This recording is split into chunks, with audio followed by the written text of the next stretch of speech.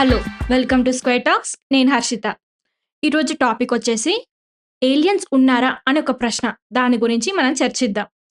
అయితే ఏలియన్స్ ఉన్నారా? లేదా? అనేది చాలా మందికి డౌట్ ఉంటది.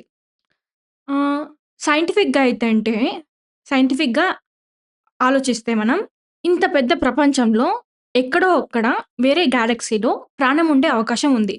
ఏలియన్స్ అంటే మనలాగా మనుషులే కాదు. ఒక చిన్న పార్టికల్ గూడా. ఒక చిన్న జీవం గూడా. మనలాగా మనిషిలాగానే కాళ్ళు, చేతులు ఉండాల్సిన అవసరమేం లేదు. ఎక్కడో అక్కడ భూమిలాగానే వేరే గెలాక్సీలో గాని, వేరే ప్లానెట్స్ ఉండొచ్చు. అక్కడ కూడా జీవం ఉండే అవకాశం ఉంది సైంటిఫిక్‌గా లేకపోతే లాజికల్‌గా. అయితే ఆహ్, కార్టూన్స్‌లో గాని, లేకపోతే సినిమాల్లో గాని ఏలియన్స్‌కి సూపర్ న్యాచురల్ పవర్స్ ఉంటాయి. అంటే వాళ్ళు ఫ్యూచర్‌ని చూడగలరు. చాలా వింత వింత ఇంప్రాక్టికల్ పవర్స్ ఉంటాయని చూపిస్తారు. ఎక్కడైనా గాని, ఏ జీవికైనా గాని 'డార్విన్ థియరీ' ప్రకారం తన సర్వైవల్ కోసమే తనకి స్కిల్స్ అనేవి ఏర్పడతాయి. అది చాపే గావచ్చు, కొంగే గావచ్చు, లేకపోతే తాబేలే గావచ్చు, లేకపోతే పక్షులే గావచ్చు, లేకపోతే జిరాఫే గావచ్చు. చాపైతే ఈదడం, పక్షులైతే ఎగరడం, కోతైతే చెట్లు పాకడం, కొండలెక్కడం. ఇలా తన జీవనాన్ని కొనసాగించడాని కోసమే ఈ స్కిల్ అనేది డెవలప్ అయితూ ఉంటది. ఏలియన్స్ కూడా తన సర్వైవల్ కోసమే అవి స్కిల్స్ అనేవి డెవలప్ జేసుకుంటాయి తప్ప, సూపర్ న్యాచురల్ పవర్స్ అనేవి డెవలప్ జేసుకునే అవకాశం ఉండదు.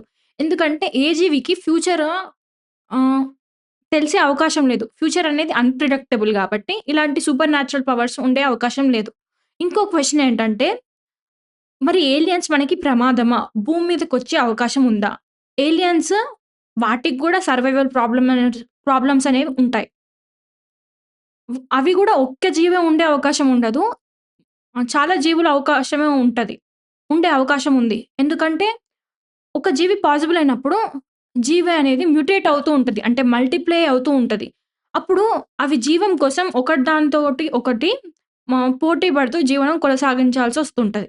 ఎర్త్‌లో ఎలాగైతే జీవడం కోసం పలు జంతువులు పోటీ పడి ఆహారం కోసం వేటాడడమో, చంపడమో, లేకపోతే వెతకడమో జరుగుతుందో, అక్కడ గూడా వాటి సమస్యలు వాటికుంటాయి జీవనం కోసం.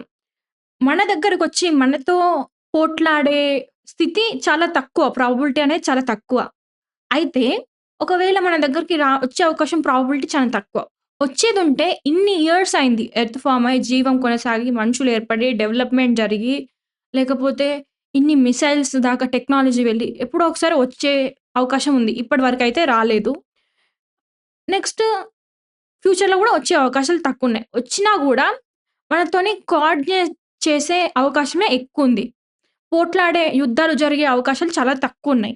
సో, ఇప్పుడు ఏంటంటున్నారంటే సైంటిస్టు ఏలియన్స్ ఉండే అవకాశాలు తక్కువున్నాయి. అది మనకనవసరం. మన జీవితాల్లో అది వచ్చినప్పుడుగా మాత్రమే మనం ఆలోచించాలి. Thank you. నెక్స్ట్ వీడియోలో మళ్ళీ కలుద్దాం.